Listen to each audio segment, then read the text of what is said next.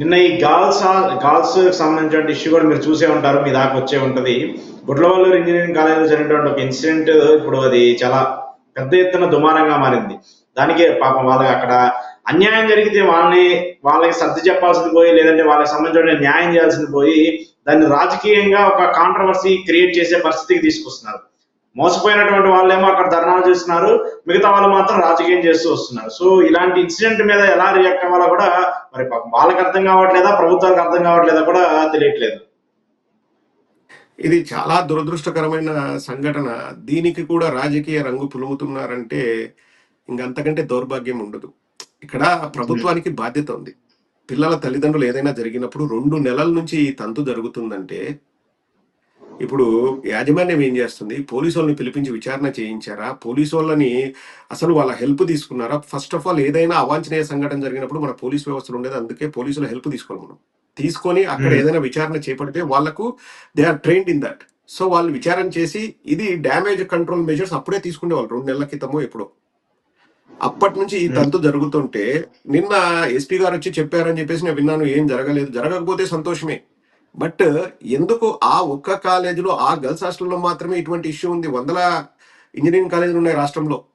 ఒకసారి మనం ఆ విధంగా కూడా ఇన్వెస్టిగేట్ చేయాలి. ప్లస్ రెండవది, నిన్నటికి రాత్రికి రాత్రి ఆ అమ్మాయి ఎవరైతే నిందితురాలని అంటున్నారో, ఆ అమ్మాయి పెట్టిందని అంటున్నారో, ఆ అమ్మాయిని రాత్రికి హాస్టల్ నుంచి పంపించేసింది. ఆ అమ్మాయి ఏ తప్పు చేయకపోతే పంపించాల్సిన అవసరం ఏముంది? అవసరం లేదు కదా. పంపించేశారు. పోలీసు వాళ్ళు కూడా అక్కడ షవర్ హెడ్లు ఉంటాయి కదా, వాటిని స్వాధీనం చేసుకున్నారు. ఆ షవర్ హెడ్లు ఓపెన్ చేసి ఉన్నాయి. అవి అన్న హాస్టల్ లో ఉన్న అమ్మాయిలందరూ కూడా వీడియోలు తీసి కూడా బయట పెడుతున్నారు, మెసేజ్లు పెడుతున్నారు. ఇదిగో ఈ రూమ్ లో జరిగింది, ఈ బాత్రూమ్ లో జరిగింది, ఈ వాష్రూమ్ లో జరిగింది అని చెప్పేసి కూడా వాళ్ళు పెడుతున్నారు. అక్కడ లోకల్ గా వార్డెన్ కి చెప్తే వార్డెన్ అంటుందంటే ఎవరో రవీంద్ర బాబు ఎవరో ఇన్ఛార్జ్ ఉంటాడంట, అతను వీడియోలు చూసిన తర్వాతనే స్పందిస్తాడు, అంతవరకు స్పందించాడు, ఆధారాలు లేకపోతే ఎలా స్పందించాలి అంటున్నాడంట. అసలు రవీంద్ర బాబు వీడియో రీచ్ అయిందంటే ప్రపంచం మొత్తం రీచ్ అవ్వడానికి ఎంతసేపు పడుతుంది ఈ సోషల్ మీడియా కాలంలో? అండ్ అక్కడ ఉన్న అమ్మాయిల గొంతు నొక్కాలని చూస్తున్నారు. అది దురదృష్టకరం. అండ్ ఇక్కడ ఎవరైనా కానివ్వండి, ప్రభుత్వంలో తెలుగుదేశం ఉన్నా, జనసేన ఉన్నా, లేకపోతే వైఎస్ఆర్ కాంగ్రెస్ పార్టీ ఉన్నా, ప్రభుత్వానికి బాధ్యత ఉంది. ఎందుకు ఎందుకు బాధ్యత ఉంది అంటే, ఆ ఇంజనీరింగ్ కాలేజీలకు పర్మిషన్లు ఇచ్చేది ఎవరు? ప్రభుత్వమే. Directly or indirectly government has to take the responsibility. ప్రశ్నించే వాళ్ళ గొంతు నొక్కాలని చూడడము, ఇది వైఎస్ఆర్ కాంగ్రెస్ పార్టీకి సంబంధించిన వాళ్ళు ప్రశ్నిస్తే రాజకీయంగా బురదలాలని చూస్తానం అమానం, అది అమానుషం, అది అసలు మంచి పనే కాదు. సో అమ్మాయిలకు న్యాయం చేయాలని బలంగా కోరుకుంటున్నాము. అండ్ ఇది ఒక విశ్వ సంస్కృతి. ఇది ఈ రోజు ఒక ఇంజనీరింగ్ కాలేజ్ జరిగింది, రేపు ఇంకొక ఇంజనీరింగ్ కాలేజీలో కూడా జరగచ్చు. కానీ మీరు చూస్తే నేను బలంగా నమ్మేది ఒకటే అశోక్, లైక్ 2 నెలల నుంచి జరుగుతుంది అంటే యాజ్ సూన్ యాజ్ కొత్త గవర్నమెంట్ ఏర్పడిన వెంటనే ఇటువంటి వాటికి తెరదీశారేమో అనిపిస్తుంది. ఓకే. అండ్ ఎన్ని అవాంఛనీయ సంఘటనలు జరుగుతున్నాయి రాష్ట్రంలో. ఇక్కడ అంటే పీపుల్స్ మైండ్ సెట్ ఒకసారి ఆలోచన చేయాలి.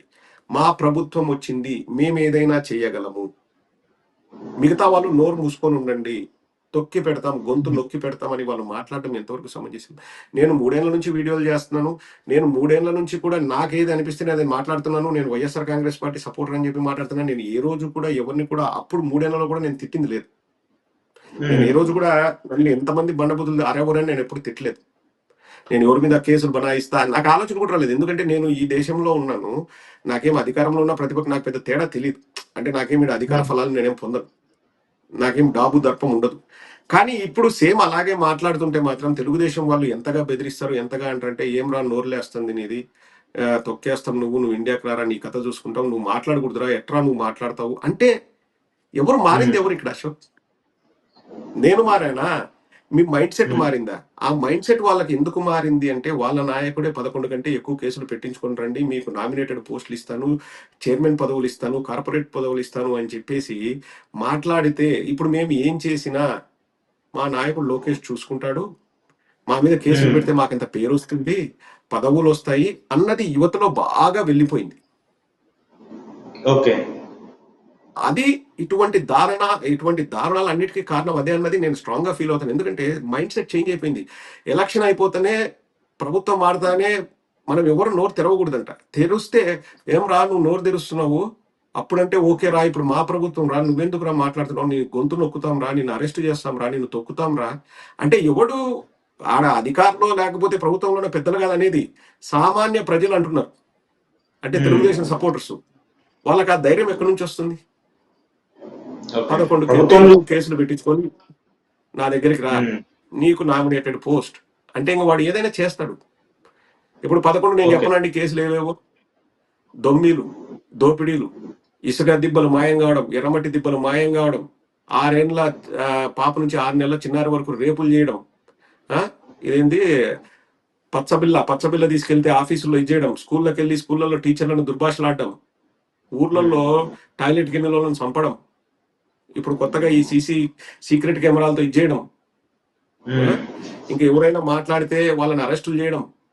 సరిపోలే 11 అయ్యేయండి, అవ్వలేదా? సో ఈ 11 కంటే ఇంకా ఎక్కువ కొత్తగా ఏమైనా సృష్టించుకొని వాళ్ళు కూడా వెళ్తే లోకేష్ వాళ్ళకు సన్మానం చేసి వాళ్ళకు నామినేటెడ్ పోస్టులు, చైర్మన్ పోస్టులు ఇవన్నీ ఇస్తాడంట.